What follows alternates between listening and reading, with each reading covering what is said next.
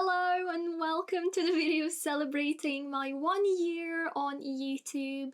My name is Irina and I'm the owner of the blog Lipstick Cafe. In this video I will share with you really honest details about my experience of having a beauty channel on YouTube. Things that were the most challenging or misconceptions that I've had before starting my channel. Best and the worst of it really. If you're into makeup or if you're considering starting a channel or you're just curious about details behind the scenes of having a channel on YouTube, then I think this will be an interesting one for you. The number one thing I've learned while being on YouTube for a year is how extremely time consuming it is. So maybe you're like me and you're thinking that all people on YouTube just sit down, chat, and then they put up the video and whatever. Well, there's so much work going behind the video, it's just mind-blowing. So first of all, if you have no experience whatsoever with filming or editing, you will have quite a lot of work to do. So first of all, you will need to learn the settings of your camera, you will need to get used to filming, you will need to find an appropriate background, you will need to find a nice source of light, you will need to make sure that the way you're filming and the frame is okay. And although it looks like people are just sitting down and just chatting away, we do have scripts.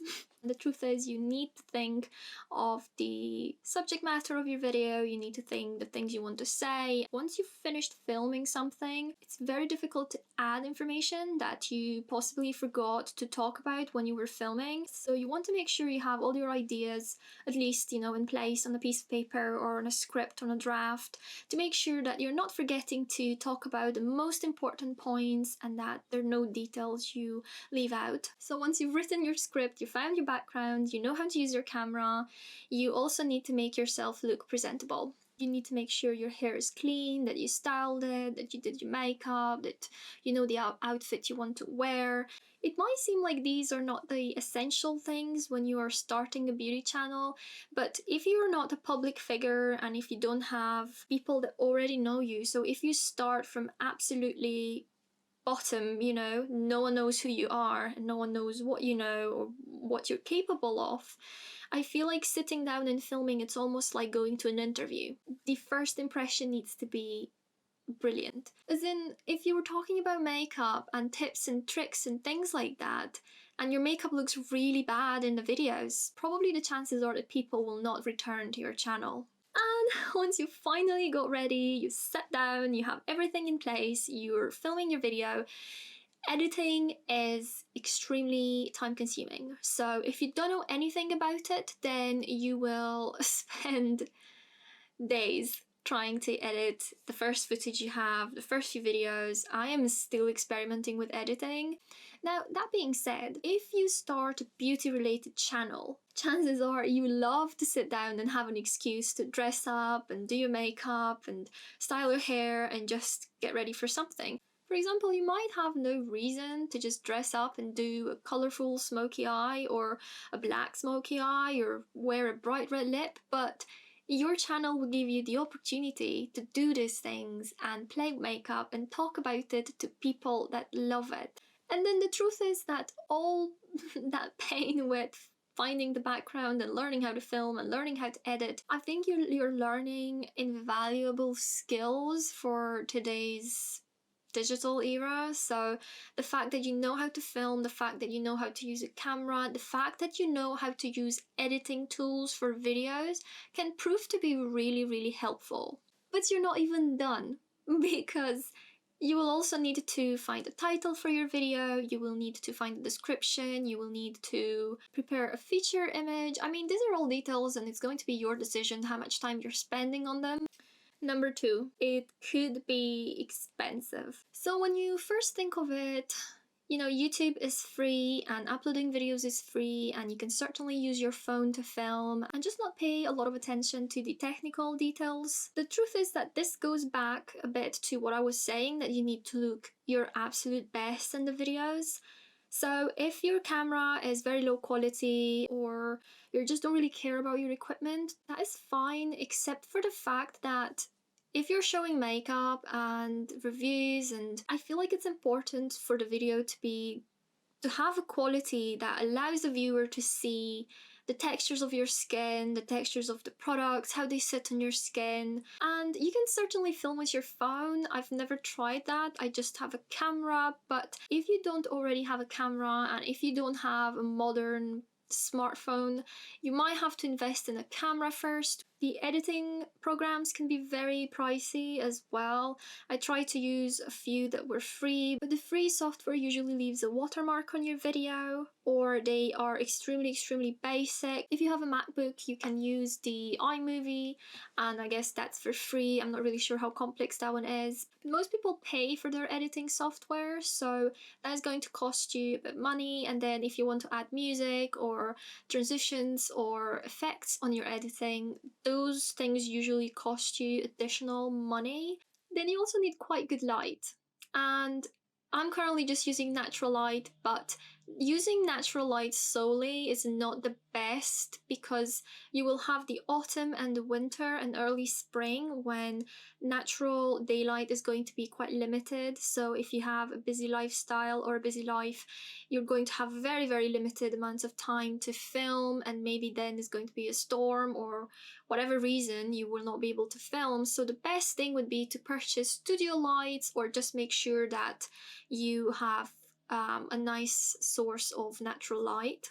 And then something I didn't even consider before was the quality of the sound. So you might think it's fine, but I find it quite disturbing when other people's videos are very blurry and they kind of, if you're using headphones, they kind of hurt your ears. You want to maybe purchase a microphone that has settings for noise cancellation. If you live in a big city or you have a lot of background noises, you want to have a microphone that kind of helps you to film whenever. Now, you absolutely don't have to invest in a lot of equipment and things, especially if you're just starting. And lastly, in this expenses topic, if you have a beauty related channel, yes, you can create content with your makeup, with whatever you have in your collection so far, and you can manage with that.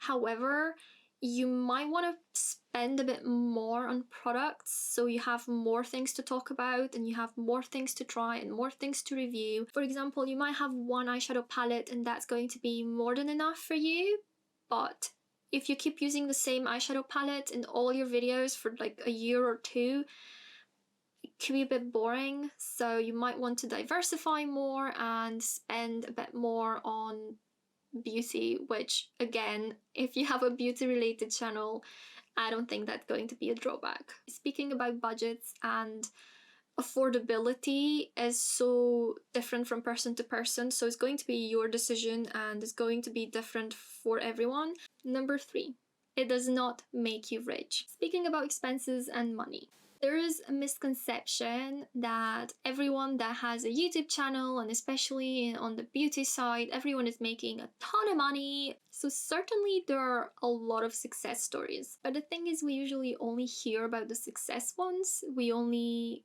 see the people that actually made YouTube their full-time job. If you start your channel as a hobby or something that you love to do, you are probably not going to make a penny for a very long time. First of all, to monetize your channel, you need 1,000 subscribers and 4,000 hours of views, and I believe it has to be within 12 months. Second of all, even after you manage to monetize your channel, you will get ad revenue. Basically, you will be able to put ads on your channel, but that revenue is really small. So unless you have extremely high traffic on your channel, you're really not going to get that much money. And even from the revenue you earn, I believe it's 45% that goes back to YouTube. You can certainly receive free products or sponsorships and things like that, but as a channel that you just began publishing videos, it's going to take quite a long time to reach that. So the point is that you should start a channel because you want to, and because it gives you the opportunity to talk about beauty and be enthusiastic about makeup, and you can share the things you want to, and you can make friends, and you can do all these fun things, but you should not do it because everyone is rich. because it's not like that. Number 4. Good relevant content does not guarantee you views. So I just thought that if you're enthusiastic and if you find interesting topics and you share valuable information and you put effort into it, that effort pays off. But the algorithm is extremely complex and it's very, very hard to control, if not almost impossible, at least in my opinion. So again, don't start for the views and don't start thinking or making plans about your audience and your numbers, because it's not going to work like that. A huge part of it, in my opinion, again, is that it's based on luck a lot, if you get picked up or not by the algorithm. So just make sure you have fun with it and that you start it for the right reasons.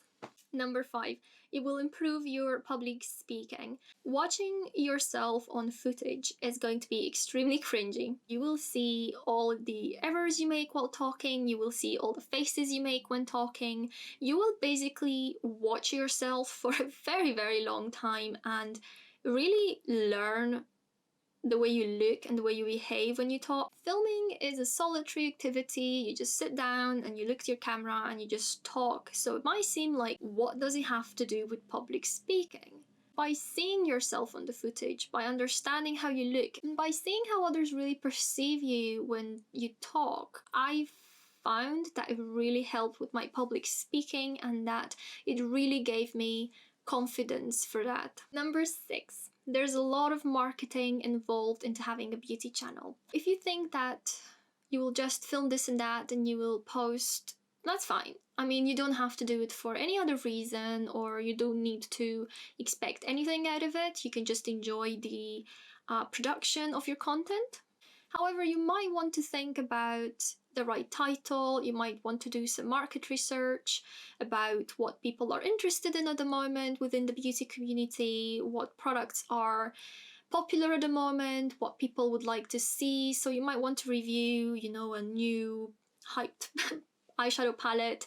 You might want to talk about things that make sense for the time or for your viewers, and you want to think of titles that would bring viewers to your videos, featured images that look good, and if you don't have a lot of subscribers, you might want to consider sharing your content on other platforms like your social media, or ask friends to share it with other people and so on. But again, this is optional. You really don't have to do this. It's just a detail that I'm not really sure a lot of people are aware. All that tagging and all that, all the descriptions and the way you kind of manage the information on your channel and your content, it's related a lot to marketing. Number 7, it could be a bit awkward. Something that we don't really think of because we just watch these big channels or these popular people on YouTube and they just look so comfortable in front of the camera. But the truth is, it could be a bit awkward when you start to explain to people that know you, you have a YouTube channel, or that your neighbors or your family or your friends could just watch you on a video applying your own makeup. You will get through it. It's not that bad and you shouldn't think too much of that. Number 8. Makeup looks different on camera. If you've ever taken pictures of your makeup, maybe you noticed how different it looks in the pictures. It can be even more different on film. Even if I'm using natural light, the way I move changes the light on my face, and it may look like my foundation is too light or something is off. There have been instances where my makeup looked really, really good in real life, but when I watched it on footage, the shimmer in the makeup or certain illuminating powders or whatever I've used just made me look shiny or overexposed, and it wasn't the most flattering thing. And you will certainly learn to control it, but I find that natural light is difficult in terms of that, because if you have studio light, it's the same controlled light at all times, so you kind of know exactly how it's going to look. But with natural light, it can be sunny, it can be kind of dim, it can be cloudy, the clouds can move, the way you move. If you're not extremely still when filming, if you go closer to the camera or further away, it's going to change again. And number 9, you will learn so much. Finding appropriate titles, finding the right featured images, writing all the scripts, finding the topics, thinking about products critically, but also I've developed editing skills that I think they are extremely important. I know how to use several editing software now. I also learned about analytics and stats and a lot of things that you don't really think of before starting a channel, but it will give you the opportunity to experiment with a lot of digital things and digital tools, which in my experience are extremely useful on the job market or in your everyday life, or you never really know when all the skills you've learned are going to prove invaluable.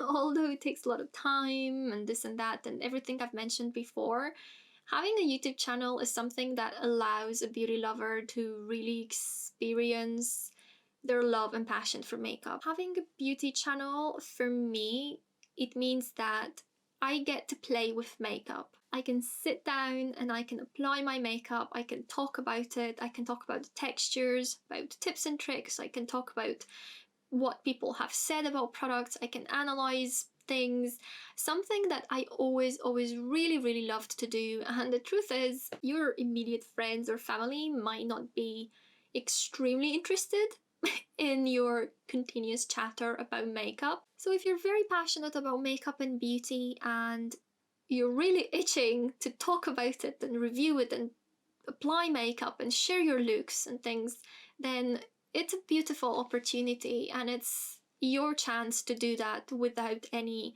approval from anyone else or without any other obstacles. It's your choice. You can start it.